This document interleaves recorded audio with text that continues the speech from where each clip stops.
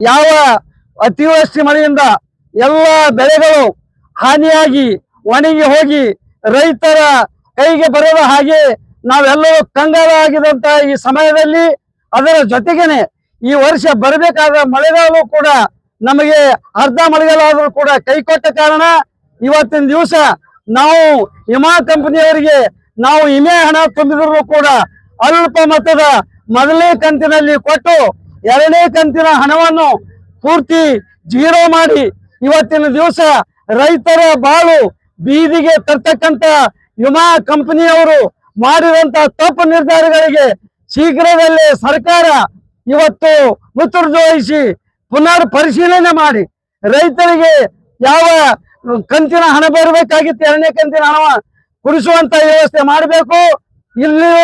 ಇಲ್ಲದಿದ್ದರೆ ಇನ್ನು ಮುಂದಿನ ದಿನಗಳಲ್ಲಿ ಶೀಘ್ರವಾದಂತ ಹೋರಾಟ ರೈತರು ಬೀದಿಗೆ ಇಳಿದು ಉಪವಾಸ ಸತ್ಯಾಗ್ರಹ ಜೊತೆಗೇನೆ ಹೋರಾಟ ಮಾಡುವಂತ ಸಂದರ್ಭ ಬರ್ತಾ ಇದೆ.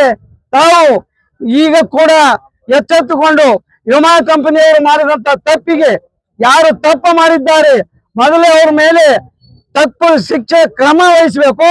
ಎರಡನೇದ್ದು ರೈತರ ಈ ಬಾಳು ಗೋಳಾಟ ಇದೊಂದು ತಾವು ಅರಿತುಕೊಂಡು ಈ ರೈತರ ಈ ಕಂಗಾಲಾದಂತ ದಿನಗಳಲ್ಲಿ ಇವತ್ತು ಬರಗಾಲ ಪರಿಸ್ಥಿತಿ ಎದುರಿಸ್ತಾ ಇದ್ದೇವೆ.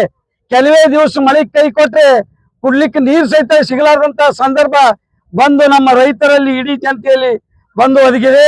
ದಯವಿಟ್ಟು ತಾವು ಈ ಒಂದು ಕೊಟ್ಟಂತ ಕರೆಗೆ ಸಹಕಾರ ಕೊಟ್ಟು ನಮ್ಮ ಮನವಿ ಪತ್ರವನ್ನು ಪರಿಶೀಲಿಸಿ ಶೀಘ್ರವಾಗಿ ತಮ್ಮ ಹಸ್ತ ಮುಖಾಂತರ ಇವತ್ತು ಕೂಡ ಇಲ್ಲಿ ಯಾವ ಜಿಲ್ಲಾಧಿಕಾರಿಗಳ ಕಚೇರಿಯಲ್ಲಿ ಇವತ್ತು ಜಿಲ್ಲಾ ಉಸ್ತುವಾರಿ ಮಂತ್ರಿಗಳಾದಂತ ಪ್ರಿಯಾಂಕ್ ಖರ್ಗೆ ಸಾಹೇಬರು ಕೂಡ ಇದ್ದಾರೆ. ಶಾಸಕರು ಕೂಡ ನಮ್ಮ ಶಾಸಕರು ಅಫಜಲ್ಪುರ ತಾಲೂಕಿನ ಶಾಸಕರು ಕೂಡ ಇದ್ದಾರೆ.